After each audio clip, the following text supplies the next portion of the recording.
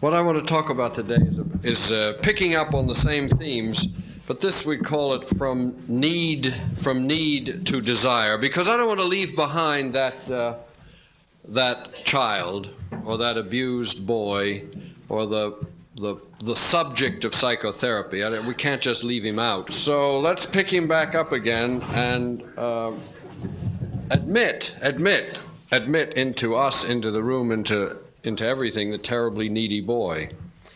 And in my own life, the terribly needy boy is always there, and when I get massaged, for example, he lives in my arms. I always feel him. I always feel the puniness in here.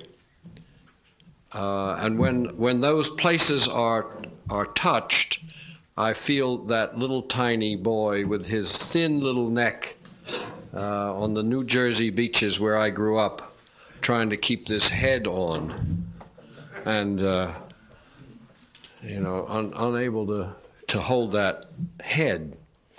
And then these weak arms that couldn't do it, had to do it in the Navy, had to climb ropes, which I couldn't do, so then I was told to get over there and do push-ups instead, which were the same arms.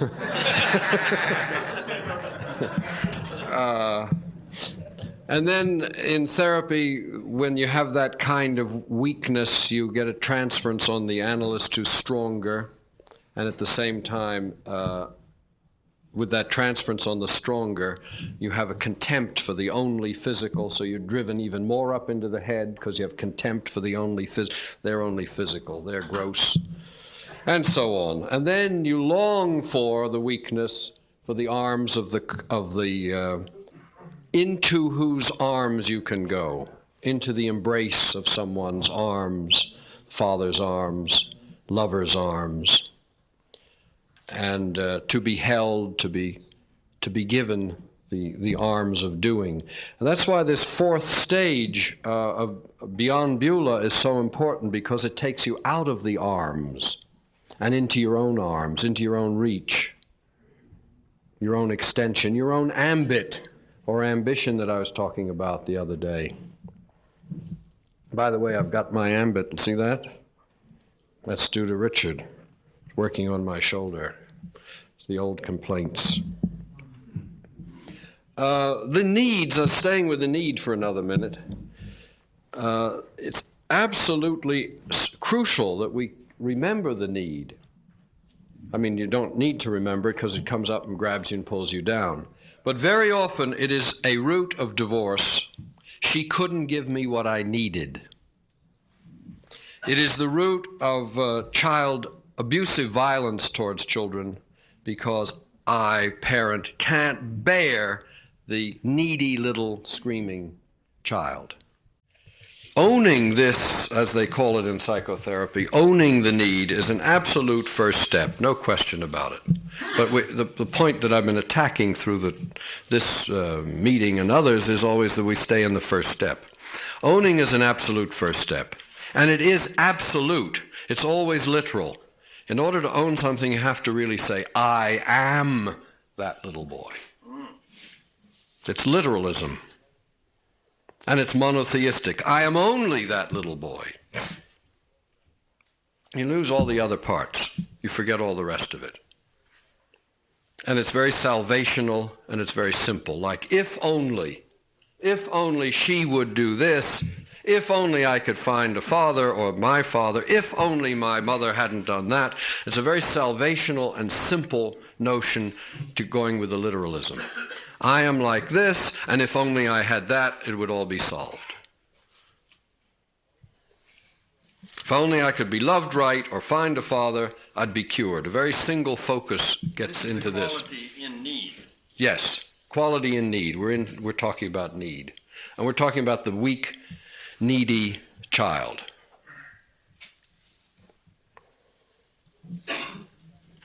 And that's a place of being stuck. And then what we do instead of owning it is deny it. And those are very important parts of what psychotherapy tries to get rid of is denial. I mean, denial is regarded as a defense mechanism, and you have to go through denial. We have shame over the weakness is part of the boy child. Shame over the weakness. You don't want to be weak. You don't want to be silent. You don't want to be impotent. You don't want to be incompetent. You don't want to be inadequate. And you feel all of those things. And then you feel ashamed, which makes it even worse.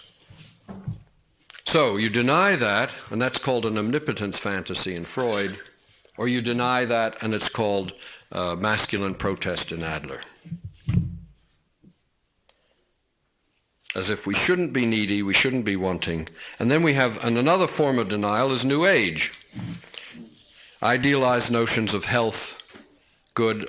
Look at any of the catalogs of any of the centers, and everybody is smiling and terribly healthy with lustrous hair. Even the bald guys have a shining bald pate. They don't have this half-assed fuzzy stuff. They look like Yul Brynner if they're bald, and if they don't, they have massive hair, and they're all very smiling, and they're, in great shape.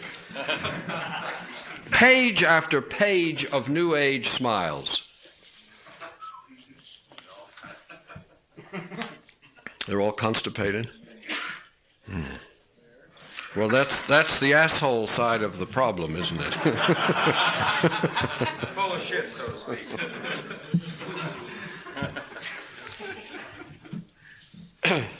Now, we take the needs literally. The theory of needs starts off, there's a French psychology that worked out the theory of needs and said it very simply, a need is a voice claiming a satisfaction. Claiming, that is, demanding a satisfaction. Demanding, réclamant, claiming or demanding a satisfaction. And that's where we get hung up. Now, let's stay with that for a minute. You see, you have a need and you take it literally. I need a lover. I need a woman. I need a wife who meets my needs. I need a father. So this need must be satisfied by something there, somebody, something. So the three things that happens with needs, three things. One, we take the needs literally. I feel a need for, I feel a voice claiming a satisfaction, so I take that literally, I must have it. Second, we believe the need can be filled.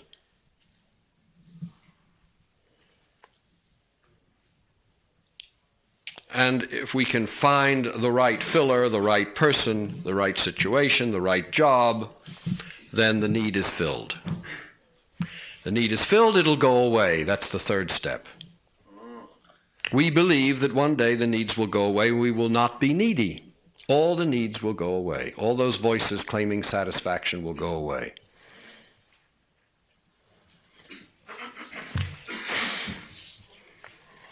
And that's, we all believe that. That's not something stupid. That's something that we all share.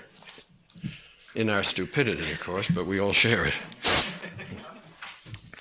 Now, the job, it seems to me, is to let, instead of that, any question to this point?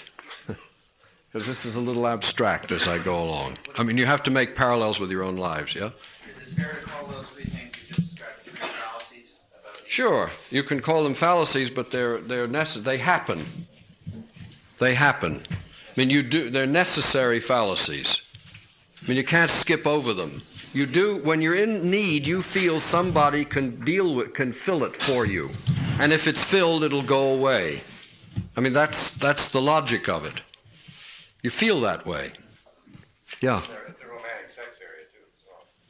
Probably, yeah. Yeah. Well,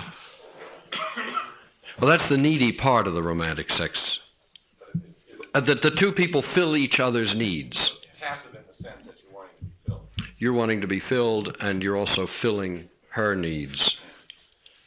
Yeah. So part of the clinging is to take care of each other's needs. You're just saying it's external, though. Need is Yes, external. Someone, somewhere, some father, some lover, some woman. So the wife doesn't fill my needs, there must be another woman somewhere else who'll fill my needs. So we don't question the need, you see. We question why the wife doesn't fill the need. All this is very literal. Now, instead of that, or along with that, suppose you let the need come up fully. Just fully. I mean, into its absurdity. Let it express itself fully. Speaking it out aloud. Very important is letting things come out aloud. Not just sitting in your room and thinking about what you need or tossing and turning in the night, so on, but saying it, I want, crying it out, crying, speaking it out aloud, hearing it come out of your own throat. And feeling the lack, feeling it as a whole, as an emptiness. Give us an example. Would you ever cry like that? Oh, I need so much. I can't. I don't want to be here alone anymore. I don't want to be here alone anymore. I can't do this anymore. I can't sit here anymore. I want. I need somebody to love me. Right, that just hit me as all the songs that we hear. Most country and western songs are full of this. So that singing it out loud, or saying it out loud, or crying it out loud, not to another person, but letting the need speak, letting that voice that's demanding, see, the French idea, it's a voice, letting that voice speak, which in Jungian psychology they call active imagination, or the beginnings of active imagination. But we don't have to get into the technique of that. It's a much simpler thing than it's simply letting it cry out. And then you feel in that lack of what you don't, you stay with what you don't have. You feel alone, you feel weak, you feel empty, you feel a hole or a wound, or you feel unable, you can't anymore, you feel ashamed of being so weak, that just redoubles it. And you feel hurt in your body. Your body feels lousy, slumped or sick. And this is a door to that child that Robert was talking about, the 3-year-old or the 4-year-old or the whatever year old. You don't have to pin it down to a specific year, but it's the little boy. Now you all know him. I mean, this isn't anything new. You all know the little boy. Now, it seems to me that this little boy is not only needy, but put it this way, the need opens the door to the little boy, but the little boy opens the door to the imagination. That's that's the step from psychotherapy to romanticism. And I don't mean romantic love necessarily now, but to romanticism. Words. Go back to the start of that. Yeah, the need opens the door to the little boy, and the little boy opens the door to imagination. Because the little child is a crucial figure in the romantic imagination. In Wordsworth, in Blake, in Rousseau, and this little child is where we'll speak of things beyond I need a lover. Because if you go on with that little child, the little child will elaborate fantasy, will imagine. Where do you want to be with your lover? And there'll be a scene. What would your father that you want to find so much say to you? And there'd be imagination. The little child isn't trapped only in the need. It's a door to imagination. What did you say that step was? It was from what to what? The first step was the need is a door to the child, and the child is a door to the imagination. You said that was a step from something You said therapy to romanticism. Oh, from therapy to yeah. From the therapeutic view of the child, as damaged, abused, molested, so on, to the romantic view of the child as that part that has fallen and cries out simply by being on earth and really longs, what it's longing for is something much more. Huge.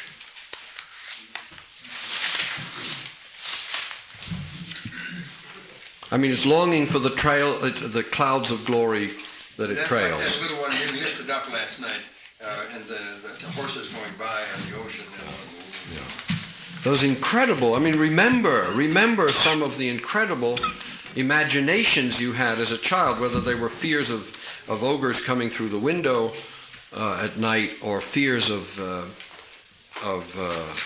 animals, but they were huge imaginative things, or the chants you sang to yourself, or the crazy little dances, or the mad imagination of the child.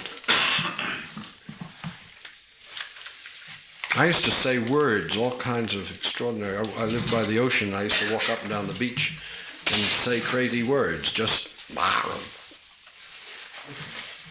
I'm still doing it. Crazy. I was practicing, you know. Oh, that's important. I'm going to interrupt about that practicing.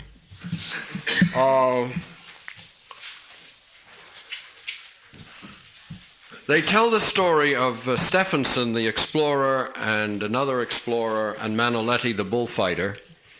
This is biographies of great people. That when they were small, little boys, they were... Stephenson was afraid. He stayed home. He used to sail boats in the bathtub. He didn't mix with other kids. I can't remember all the details, so on and so forth.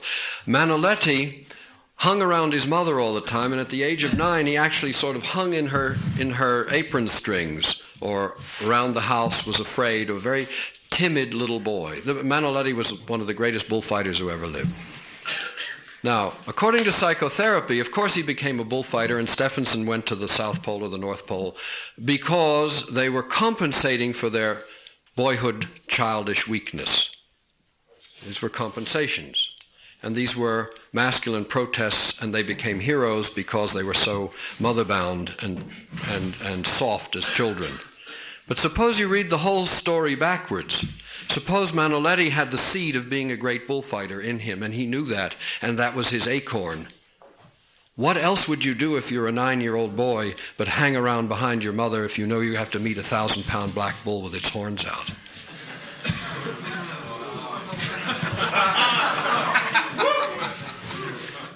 Now, we read life only one way, and that's the dogma of psychology, which is called developmental psychology. But other cultures read life the other way, from the end, backward. And the acorn is there, and the whole oak tree's in the acorn. The whole pattern is given in the Blake story, already given up there. And you choose the parents, according to the Platonic view, that are needed for your particular kind of tree. You can only be born in that family because that's the only place that would be right for your destiny. And the longer you spend protesting what your father and mother did to you, you're protesting that whole descent fantasy. So the Manoletti story is enormously important, to reread your life backwards, or all of a piece. And so Churchill couldn't spell and stuttered.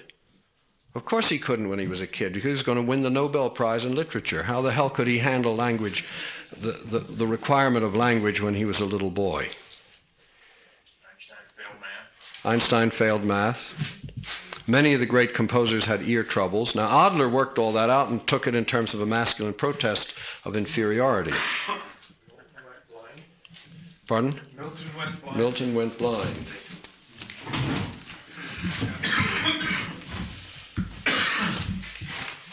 So it gives you another way of reading your life and reading your weakness, why you couldn't when you were little. But therapy will keep you in that couldn't, trying to work it through.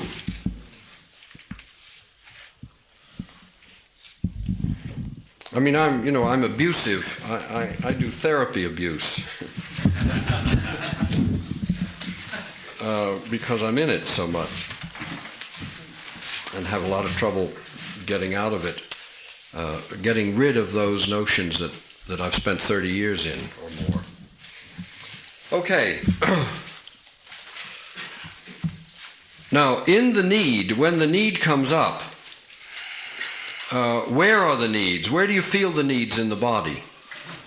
Penis needs, heart needs, arm needs. And to say I need a woman or I need a father or I need a friend is very abstract. One needs to get that much more concrete. What do you want with that lover? What do you want the father to say or do?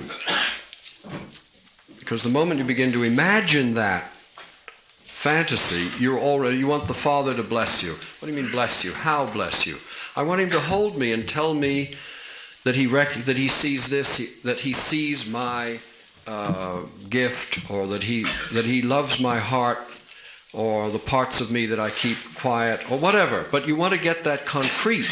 You don't want to just say, I need a father. That's a platitude. How about that, Robert? Wouldn't that be one of the platitudes?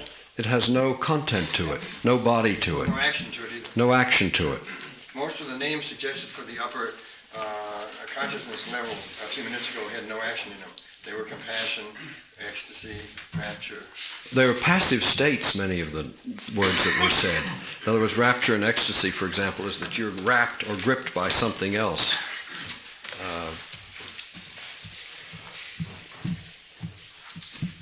And in the two words Robert used were town and city. Now, in this need, when you get it more concrete and specific and visualized, or you hear the voice saying more precisely what it needs, and that's part of your job, is to press that little child to say what it needs more specifically, to get it more concrete. Does this mean that the adult doesn't express his needs? That most of the needs come from that child? No, I think there are absolutely legitimate adult needs. Oh, yes. And that's another trick of psychotherapy, is to assume, or let's say in the man-woman relationship, very often you feel ashamed of your needs as if they all belong to the child, and you have no legitimate needs because a good, strong man doesn't need anything. But there are needs to come home for a warm dinner, right? Yes, that's right. Right.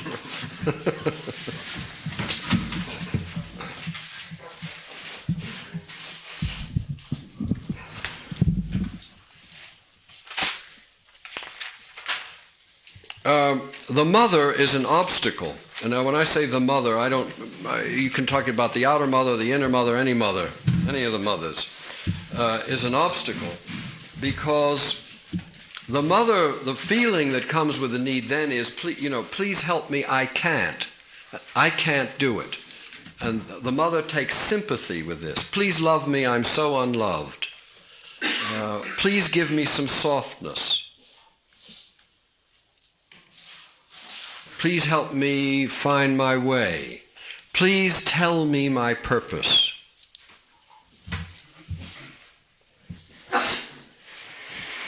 And the mother would come in and do those things for you.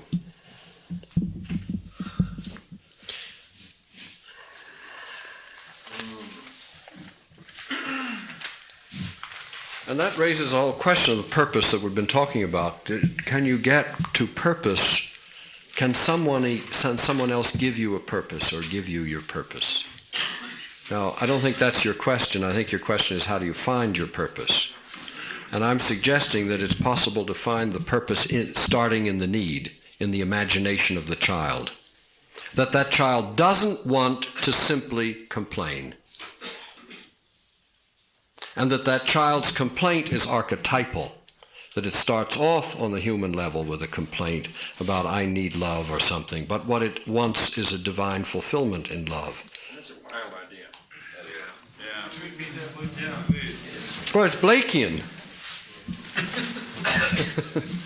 That the child's complaint is not merely a human complaint, that in the human complaint is something more, a divine fulfillment, or the need for the lover or the love is for the Beulah love. I mean, the child is connected still to something beyond this world, and the intensity of its needs reflect the immensity of the world beyond from which it comes. The intensity of its needs reflect the immensity of the world beyond from which it comes.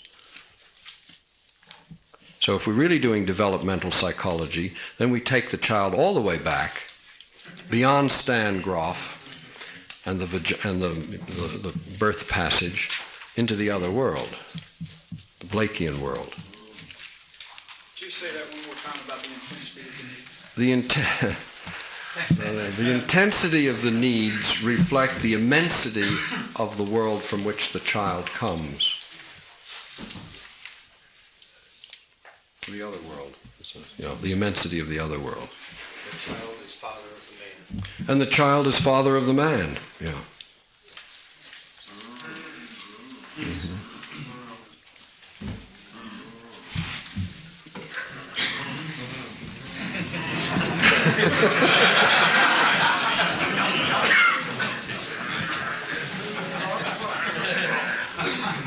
Now I said, I was going through, I don't do things as orderly as I would like to do them because I keep getting a new thought that gets put into it so that my outline gets fucked up. I think that's it, no order. That's why I wanted to be over there, right?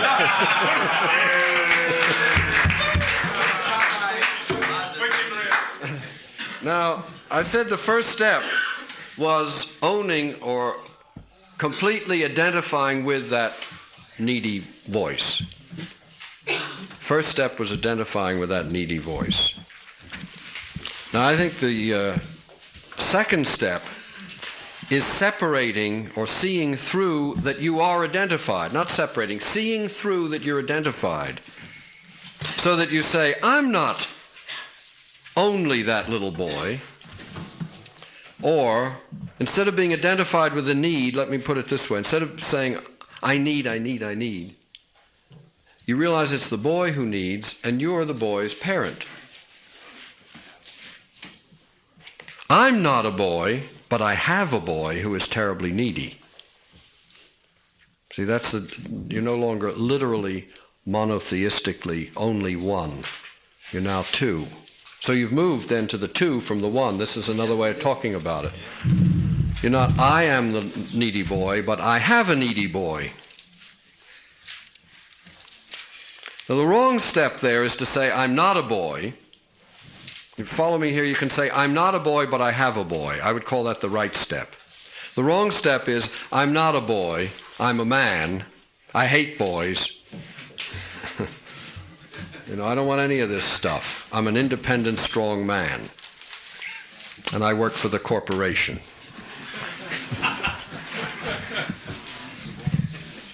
And then you lose the boy. Or you attack the boy, molest the boy, abuse the boy, kick the boy in the teeth, or not let them drink till they're 21. Probably the corporation becomes the new father. Yeah. Possibly the mother. Possibly the mother. Corporations have immense qualities like mother. So I say the third step then is fathering the boy. The first one, you saw, the first one is there's no way out owning the boy. The second one is I'm not the boy, but I parent the boy. I'm not the boy, but I have a boy. And then comes ways of fathering the boy. As I said, the old father, the Senex father, won't have anything to do with that and kicks him in the teeth. Straighten up. Knock it off. And you hate your weakness. And when you hate your weakness, you cannot see the imagination in it at all. You only feel shame over it. You can't see that the strangeness, the perversion, the queerness, the obsessiveness, all of those things are psychic phenomena that want something. And instead they're just called weakness, and you feel them with shame.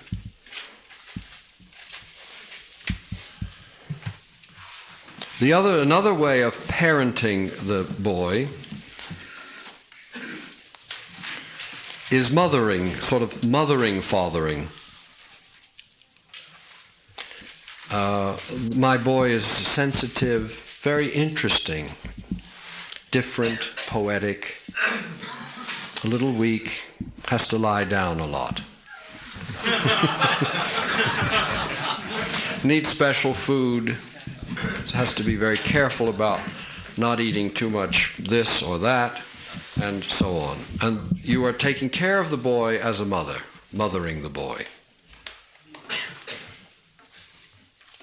which doesn't listen to the boy's real hunger.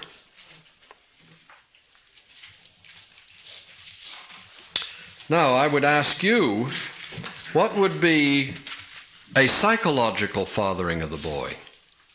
Not the Senex one, which hates the weakness, and not the mothering one, which makes it a kind of permanent, sweet, weak invalid. But what would be another mode of fathering the boy? Tim? Let's be a buddy. Let's be a buddy. Yeah. Protecting.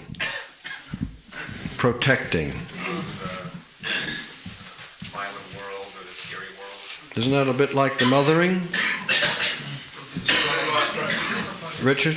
Asking what he wants. Asking what he wants. And also guiding. Dialogue, that's like buddies, to dialogue and buddies, yes? Allowing or encouraging that boy to receive the literal and physical fathering that he did get, whatever that was. Remembering then, remembering something about, Giving him some of the things that he really wants, literally, even if it's looking at the dinosaur bones at the Museum of Natural History. Okay. Teaching and challenging. What? Teaching and challenging. Teaching and challenging. Let's get to know each other better. Let's go to get to know each other. So that's the same thing as dialoguing and buddy. Recognizing his full potential. How do you do that? Listening to him. Listening to him. Listening to him. Reliability. Reliability? Yeah, being reliable. That's very important, actually. In other words, not just having one conversation with him and then you've done it, but being, when you say buddies or dialoguing, being regularly there with when the little boy comes up, having time for him. That's being a reliable parent, not just doing it when it suits you. Because very often when the dialogues do begin, the little boy says, "You never have time for me. You never have time." That's almost a standard sentence. "You don't really care, or you'd be with me more. I have to scream and make you sick and make you hopeless before you pay any attention." So the reliability is a very important one. Yeah. Exploring and adventuring, finding new worlds. I don't want to go. I don't want to go. I'm tired. You're setting him off on a hero's path that he may not feel he wants to take. I think getting him involved in your livelihood somehow. Yeah. The dialogue, really.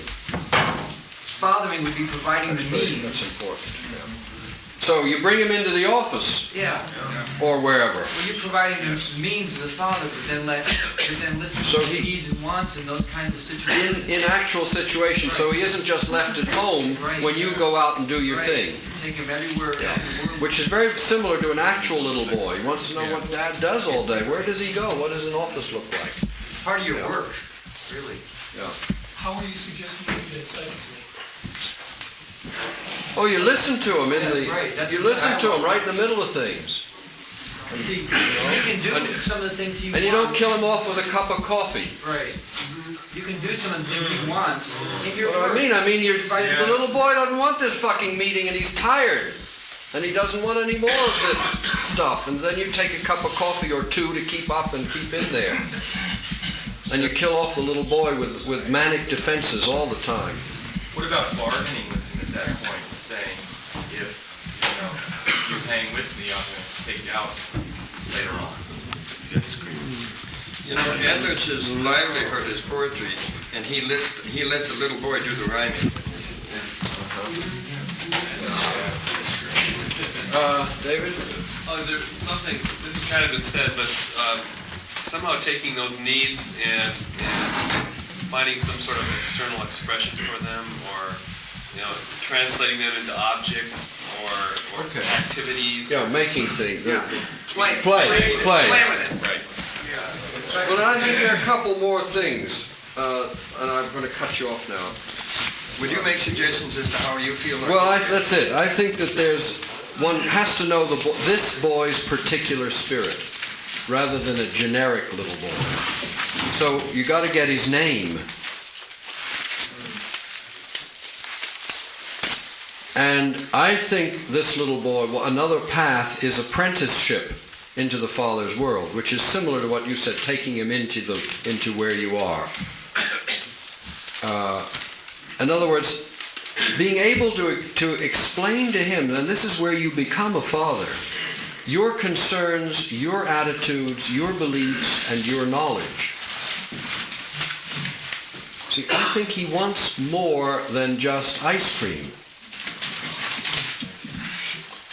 He wants ultimately to enter the world of the fathers, the society, and the father introduces the child to society. Otherwise, the child remains always a rebel outside and sabotaging the father's work because he's never been introduced. See, I'm saying this as if I were talking about outside people. This is inside people.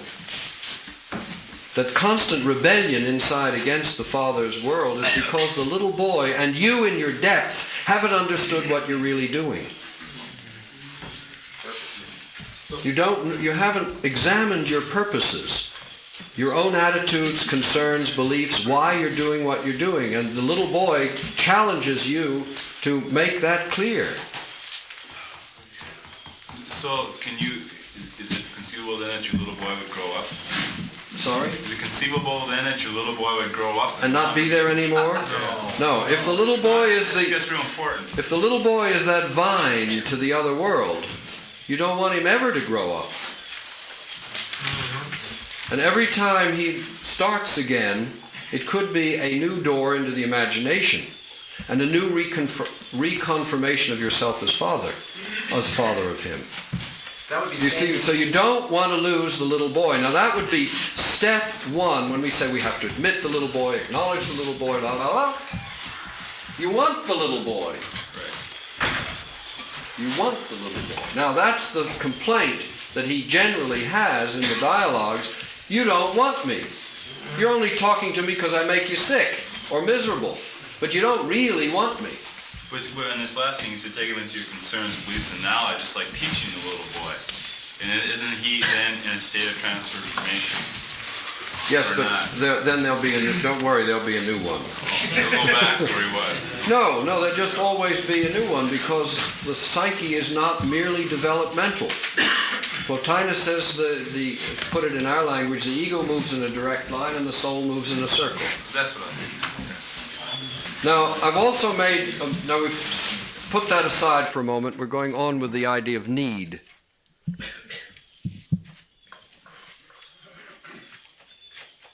I said to stay with the need rather than the object of the need. In other words, I need a woman. Feel the need rather than imagine the woman.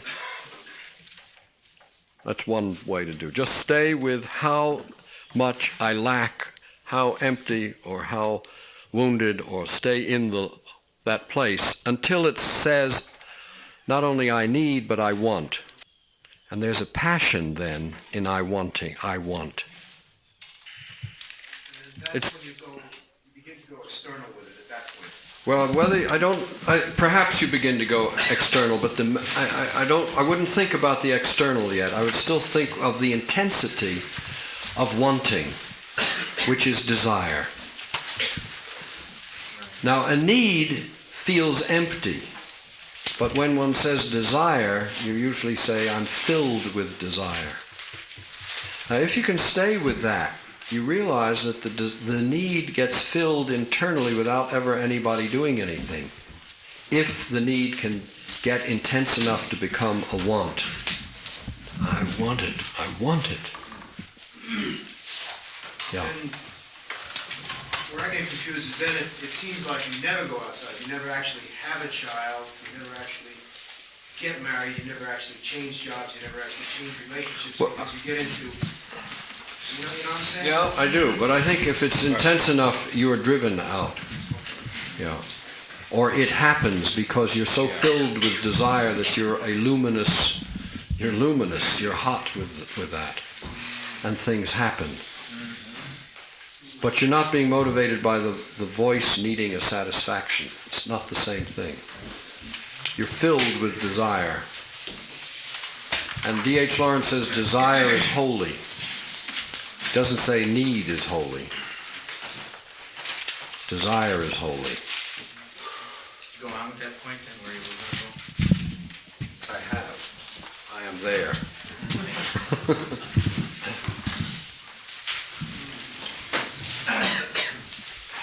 And desire has a lot of imaginative perversities in it. Desire grabs. Desire exploits. Desire has a sadistic, dominating quality. It's the lion in alchemy. It's sulfur. It's a very powerful thing, and then come new problems of how to tame desire. But we're not involved in that yet. We're just working from need through want to desire.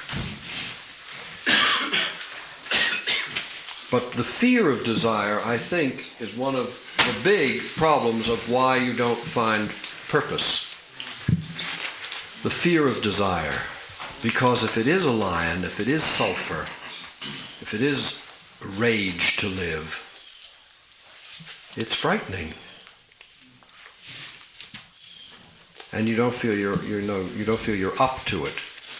It's consuming. Fire? Fire is an element of desire, yes. Now, can you recall moments of desire?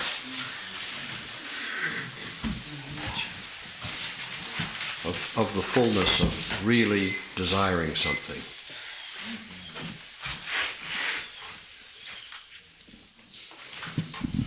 I remember the first time I went down to these Eranos meetings, you know, Robert, in 1964, and I went down to listen. And I sat there and listened. This is a place I've been going, well, I'll tell you the story. And during the night, I couldn't sleep. And I was up the whole night writing in a long love letter, and I was absolutely on fire over my wanting to be in that Eranos place, that's where I should be. And all those people that I regarded as my masters, Corban, Sholem, and Karenyi, and Jung, and so on and so forth. But I was seized with incredible desire that lasted the whole night through. And 2 years later, out of the blue, because I just went down there to listen, 2 years later, out of the blue, the man who ran the place invited me to give a talk there.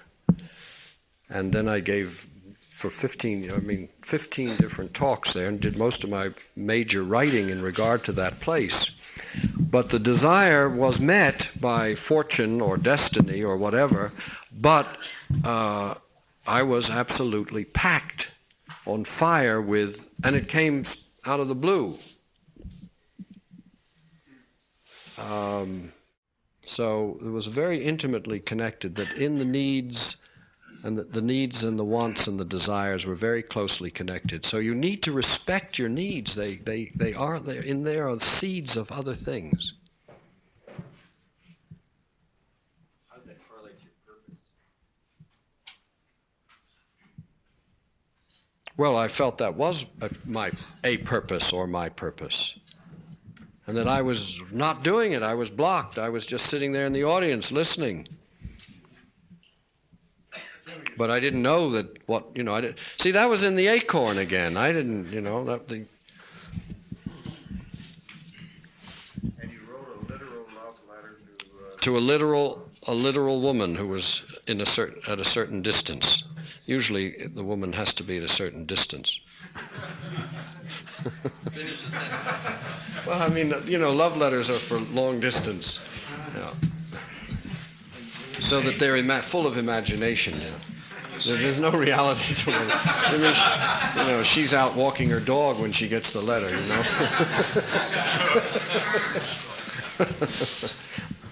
Yes. Saying out of the blue, would that be like out of the water? No, just. Blue being sort of like water? Well, anywhere. Out of the water, out of the air. Well, I know, but I mean like, kind of, that sort of feeling to me is sort of like out of. I think it's just happened. Yeah, out of the waters. Yes. What about in the case where your little boy gets frightened at this point? Right. Little boy gets frightened at this point. Yeah. Well, that's a crucial place, and that's where you as father, see, it can move into the mother then, and you say it's too much for you. Don't strain yourself. But you as father can find, teach that little boy how to adapt its mad desire. It's a nurturing. It's nurturing. It's ordering and nurturing. It's the same thing. But it may take time, too. What if your nature is persistently controlling, like Stefan's? That's a personal attack. Or like mine. Then what does the boy, how does the boy feel then? Because like the tendency is to control, and then the little boy comes and you make a little agreement and suddenly he senses the controlling part of your personality. Isn't that right, Stefan? What the fuck does he do then? I mean, you can't change that completely. No. So, but if you give him at least, somebody said make a deal, at least you can let him voice it. And even if you're controlling, you do have a moment where you can hear it. And not condescending. Well, hear it because it's pretty powerful what he wants. And you know fucking well if you don't listen, you dry up into a senex. I mean, he's the father of the man. He's your juice, or he's the new crazy thing. Don't you feel that even if you're controlling? I mean, you got things to do. For Christ's sake, stop all this nonsense. I got things to do. But eventually, and I think I must say a good woman, an ideal woman, wants you to pay attention to him. Because what she dislikes most usually is your senex, the dry crab.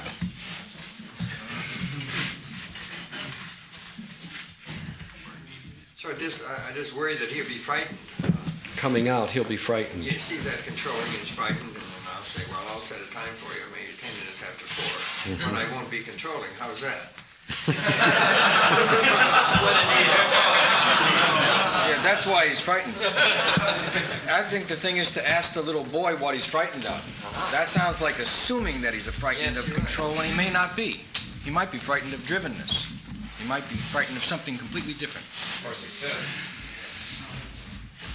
Yeah. And he also, in part, wants to be freed from the mother. I mean, freed from his own fears. Yeah. And being kept back. Yeah. You see it as a father in us. Is there a mother in us as well?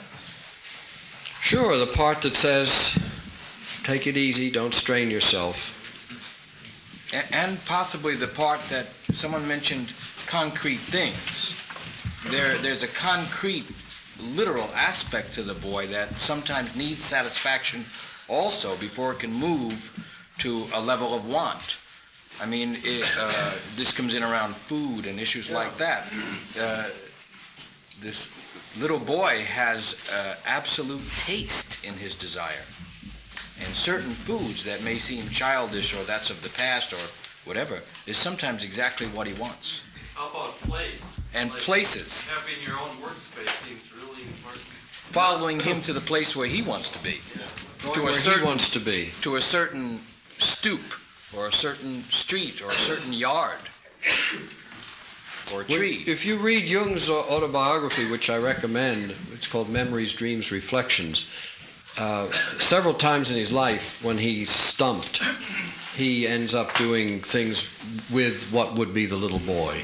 Plays in the sand, he whittles wood, he gets all alone, he cooks. You like to sit on the steps. Yeah. Having a place is very important for meeting the little boy. Yeah. He may not want to talk to you driving in the car, which is the time you set aside for him. Yeah. 5 minutes. Okay, I've come to the end. I've come to the end of where I wanted to come to. Thank you, Doctor. I'm getting scared of this controlling. When's our next hour? On Thursday? You can tell he's starting to play.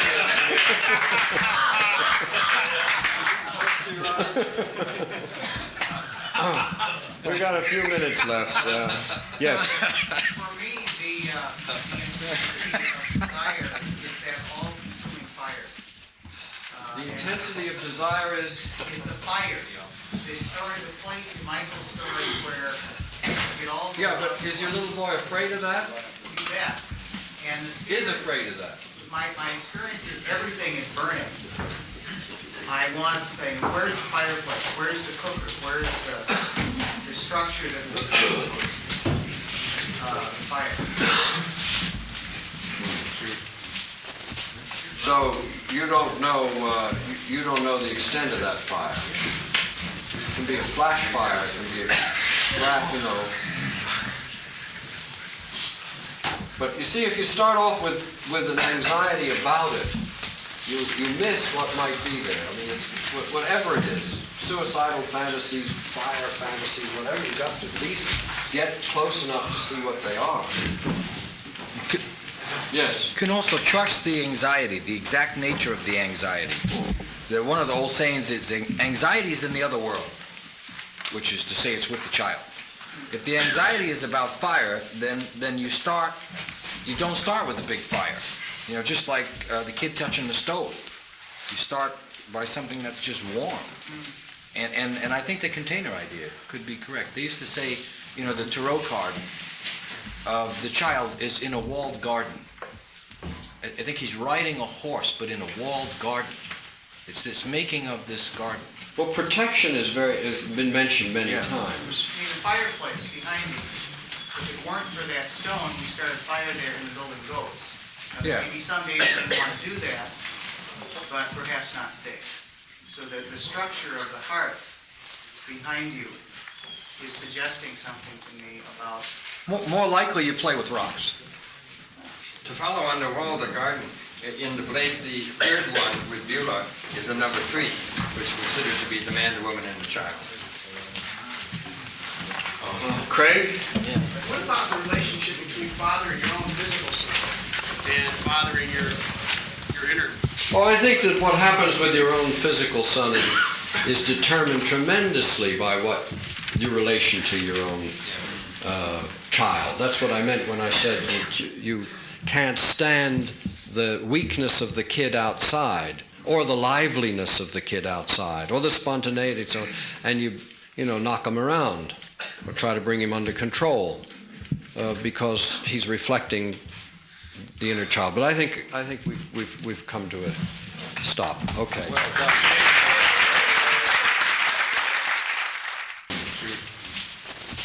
So you don't know the extent of that fire.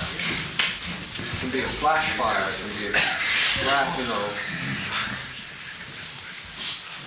But you see, if you start off with an anxiety about it, you miss what might be there. I mean, it's whatever it is, suicidal fantasies, fire fantasies, whatever, you got to at least get close enough to see what they are. Yes? You can also trust the anxiety, the exact nature of the anxiety. One of the old sayings is anxiety is in the other world, which is to say it's with the child. If the anxiety is about fire, then you don't start with a big fire. You know, just like the kid touching the stove. You start by something that's just warm. And I think the container idea could be correct. They used to say, you know, the tarot card of the child is in a walled garden. I think he's riding a horse, but in a walled garden. It's this making of this garden. Well, protection has been mentioned many times. I mean, the fireplace behind me, if it weren't for that stone, we started fire there and the building goes. Now, maybe someday we want to do that, but perhaps not today. So that the structure of the hearth behind you is suggesting something to me about... More likely you play with rocks. To follow on the wall of the garden, in the blade, the third one with Beulah is a number 3, which is considered to be the man, the woman, and the child. Craig? What about the relationship between fathering your own physical self and fathering your inner? Well, I think that what happens with your own physical son is determined tremendously by what your relation to your own child. That's what I meant when I said that you can't stand the weakness of the kid outside, or the liveliness of the kid outside, or the spontaneity, and you knock him around, or try to bring him under control, because he's reflecting the inner child. But I think we've come to a stop. Okay. Well done.